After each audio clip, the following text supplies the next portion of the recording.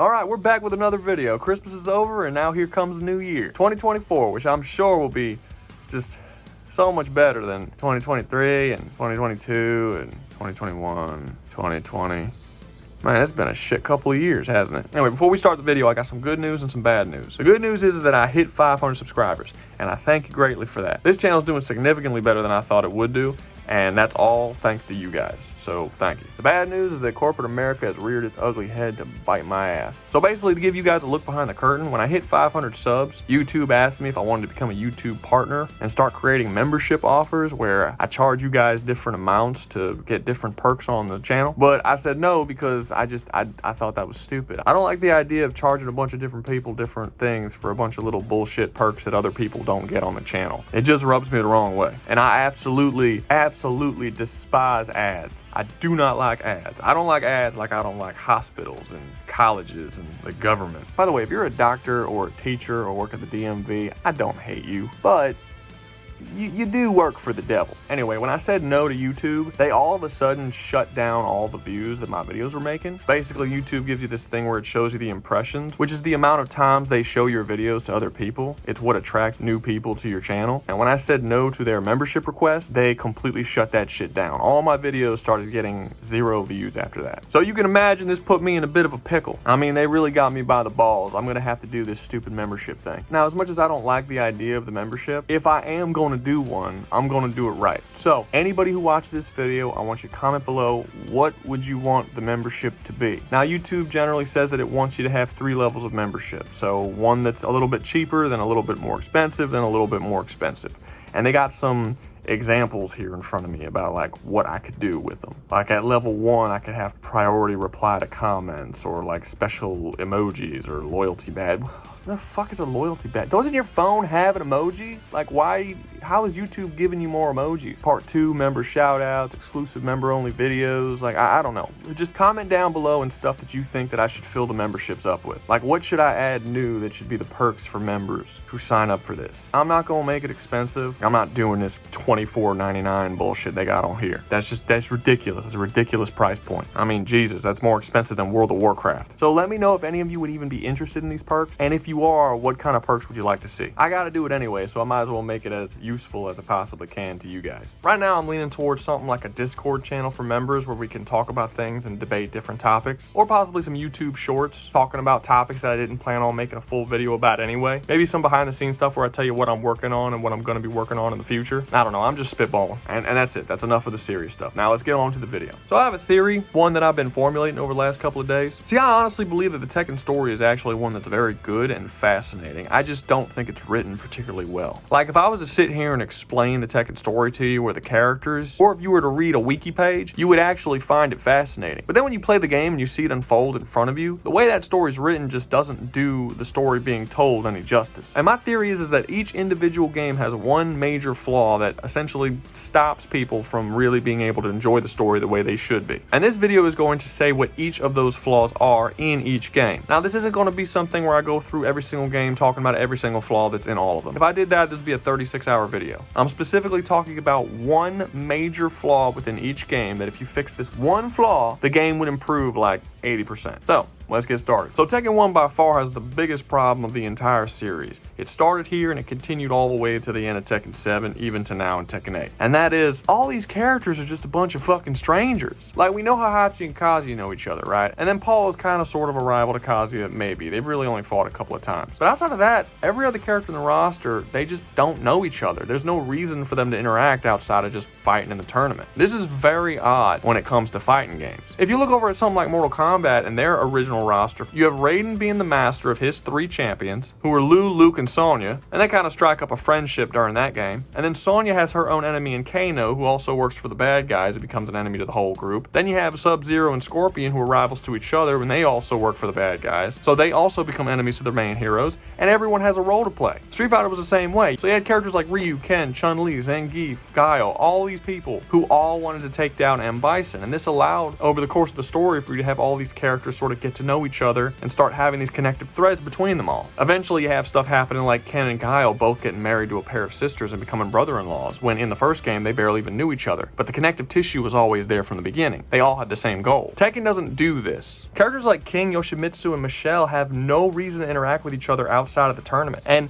many of the characters on the roster from the very first game to this day have still never even met one another. They just have no plot reason to do so. And every game after the first one follows that same formula. The only people who have any role in the story are the Mishimas, and everybody else outside of that kind of squeezes off little bits of story here and there, but most of the time they're completely separate from the main plot. That's probably the biggest problem that the Tekken series has as a whole, and it started in the very first game. Tekken 2's problem is that it's just a complete rehash of the original. The second installment of any story is where you're supposed to expand upon the story that you've made, build on the characters, add more depth to the world, things like that. The problem with Tekken 2 is that it doesn't do this. It builds on the gameplay, like mechanically and graphically, but the actual story is literally just a flipped rehash of the first story. It even has the exact same ending where the bad guy just gets dropped off a cliff, but they swapped out a cliff for a volcano. I understand that Tekken really didn't care that much about story at the time these games were being made, but I'd have to think really hard to come up with another game franchise that gave this little of a shit about its story. It's pretty wild. Tekken 3 is where most people agree that they started to get a little more competent about their story writing, and I would agree as well. There's really nothing mechanically wrong with the story here. It is a very basic hero's journey about a young hero who is compelled into action by some horrible event that happens to him, and then he tries to go and defeat the big bad. The problem is that this is the most bland and boring hero's journey I've probably ever seen in my entire life. Jin has absolutely no personality or character here. The villain doesn't even speak a language anyone can understand. We don't understand where he comes from or why he's doing what he's doing. He just does it. The only thing the game does differently is that Heihachi, who is in the role of mentor in the hero's journey structure, turns on the main character and tries to kill him at the end of the story. That's actually a pretty cool twist on the formula. The problem is that it happens in the last 5 minutes of the story, right before ending in a cliffhanger. The story is just way too dull and generic. There need to be some little details given to all the characters and situations to just give it some uniqueness. Now, Tekken 4, in my opinion, is the closest this game has ever got to telling an actually good story. There's nothing straight up wrong with the outline of this plot, and it's not even that generic of a plot. The idea of a three-way fight between Heihachi, Kazi, and Jin, as they're all trying to kill each other for their own unique reasons, could absolutely be an interesting story on its own. The problem is that the story doesn't write itself in a way that's clear so that you understand why people are doing what they're doing. Like, we know Jin wants to go after and kill Kazi because he wants to kill the Mishima bloodline, but up until now, he's never met his dad and doesn't know anything about his dad. So what reason does he have to go after his dad? How does he even know his dad exists? Does they even explain how he knows his dad's alive? Like, Heihachi knows his dad's alive, but how does Jin know? Was this big news that Kazuya came back? Heihachi eventually kidnaps Jin so that he can use his power against Kazuya, but how is he going to use his power against Kazuya? What could he have possibly done with Jin in order to take his power and use it against Kazuya? Kazuya's whole storyline is about the devil taking over his body and him trying to stop that from happening, and he's going to use Jin to do it. But how is he going to use Jin to do it? And how does he know that he can use Jin to do it? How does he even know that he can absorb Jin's power? How did G Corporation even bring Kazuya back to life? The structure for a really good story is here, but they just seem to have left out a lot of details that we need to know. If those details were put in here, you'd have a pretty decent story, but for whatever reason, they were just left out. Tekken 5 was probably the one that started off the best,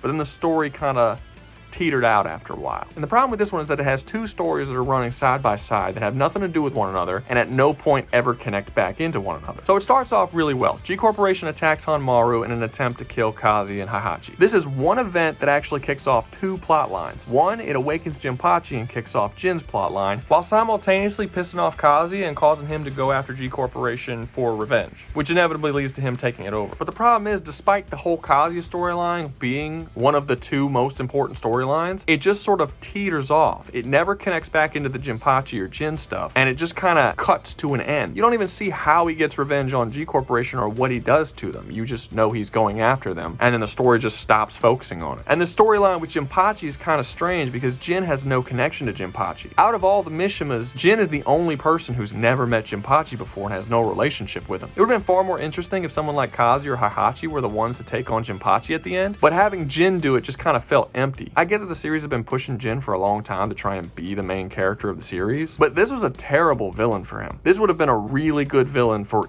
any of the other Mishimas, and the story towards the end just kind of falls apart. What time is it? Ugh, Jesus Christ, it's getting so late. All right, come on, we can do this. 2 more. I imagine that Tekken 6 was probably the one that most people were excited to hear from me, but I'm gonna surprise you a bit. I do not think that Jin's turn to the dark side was the thing that ruined this game. I actually think it was Lars. Not Lars the character, but Lars his storyline. So Tekken 6 has 3 main stories that make up its plot. There's the whole Jin starting World War III to raise Azazel storyline, the whole Kazuya pretending to be a good guy and becoming the hero of the people so that he could stop Jin from raising Azazel storyline, and then there's Lars, who has pretty much the exact same plot that Kazuya has, except he's just nowhere near Jin or Kazuya while they're having it. He doesn't have really any interactions with either character until the very end of the game. And then in the last 15-20 minutes, you get a bunch of exposition from both characters describing to you everything that happened throughout their entire storylines because Lars wasn't there to witness it. This entire plot line should be completely removed. If you want to have Lars in the story, that's fine, but you should have had Lars be on Kazuya's team. He could have been the good guy and the right-hand man of Kazuya while they were going out to stop Jin from raising Azazel. Lars did not have to know that Kazuya is actually a bad dude. He can learn that throughout the course of the game as he gets to know him. As the story's written, it's just way too disconnected from itself. It's a real fucking mess. And this is an unpopular opinion, but no, I do not believe that Jin turning evil in Tekken 6 was automatically going to make it a bad game. I think the writing for his character was bad, but there's absolutely ways you could have written his character that would have made this make perfect sense. As I've said in my Jin video, he has shown psychopathic traits in the past, and a willingness to do some pretty foul shit. It wouldn't have taken that much to write him from that character to the one that appears in Tekken 6, especially if you made him desperate enough to do so. What ends up happening instead is that you spend the entire game completely away from Jin, having no idea why he's doing all this stuff, and then in the last 10 minutes of the story mode, he just dumps all this information on you, and it's not convincing in the slightest. That game should have been a Jin versus Kazuya race to Azazel, while you played as Lars, who is witnessing the conflict from a third-person perspective. That would have been a perfectly okay storyline to go down. Tekken 7 is the one game on this list that I can't just say one thing. It's actually 2 things that ruin this storyline, but they're both kind of the same thing. It's 2 characters that need to be removed from here completely. The first one everybody knows. Akuma should not have been in this game. It's gonna make 8 make absolutely no goddamn sense because we have no idea where Akuma went or what the hell happened at the end of 7 because they legally can't show you. They couldn't have Akuma ever win a fight, so all of his fights just kept turning into stalemates. And for a series that spends so much of its time not having its side characters have an important role in the story, you stole a role from them by giving it to some random Street Fighter character. All these goddamn Street Fighter immigrants coming in and taking our pure Christian Tekken slots. But someone who actually ruins the story just as much is the journalist. The journalist should not have been in Tekken 7. Sometimes he's talking to himself, sometimes he's talking in the past tense, sometimes he's talking about things that haven't happened yet, sometimes he's talking directly to Heihachi, sometimes he's not, sometimes he's talking to totally different characters. It's confusing when things take place and how they take place. And the fact is that he just doesn't have much of a purpose. This story does not have a plot that is necessary to have a narrator or to jump around as much as it does. It's a very straightforward story with just a couple of short flashbacks. You could have just told this story in a very traditional way and it would have worked just fine. And honestly, even if the journalism scenes were done well and didn't confuse and convolute the shit out of the story, it's just boring. You have a character here narrating over basic pictures, and it's just not necessary. You could essentially strip him from the story completely and just have it be a story that Heihachi is telling, or just tell it as a normal damn story and we see it all unfold in front of us. I just don't get the purpose of him as a storytelling device. There's a reason to use a narrator and a reason not to, and nothing in here happens that requires one. Anyway, that's gonna be all for me today. I'm going back to work tomorrow, so I had to rush this one out kind of quick. And just a heads up, after New Year's, I'm going back to my 60-hour work weeks. So I'm gonna still get content out every minute that I'm not working, but they won't be as common as you're getting them right now, for sure. But that's just kind of the way it's gonna be as long as I got a full-time job on top of this. Anyway, I hope you're enjoying the new year. If you enjoyed the video, like, comment, subscribe, hit that bell icon. Don't forget to comment down below about all that membership shit we talked about. And remember, y'all be safe out there, you hear?